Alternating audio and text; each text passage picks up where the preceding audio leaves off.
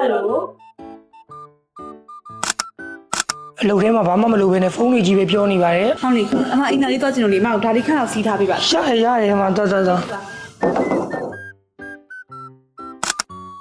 ဒီနေ့ကြီးပဲအိမ်တော်သွားတာခေါက်30ဖြစ်နေပါပြီဘာလို့မှလည်းမလုပ်ပါဘူးကျွန်တော်တယောက်တည်းအင်ကြီးကြီးစီနေရပါတယ်အမထမင်းသွားစားလိုက်တော့လေကျွန်တော်စီထားပေးမယ် အဲ့တော့အမထမင်းစားတော့မနော် ဟုတ်ရ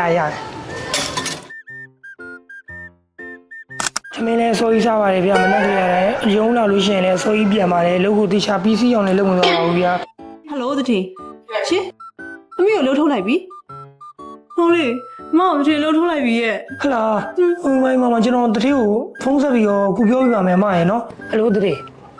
ဟုတ်တယ် तू ကလေဒီလားသမင်းစားခြင်းဆိုလို့ရှိရင်လည်းဆိုကြီးစားတယ်ညနေရုံးစင်းလည်းဆိုကြီးပြန်တယ်လုပ်တယ်ဆိုလို့ရှိရင်လည်းတယောက်တည်းတော့ကျွန်တော်မတိုင်ချင်ပါဘူးတတိရေ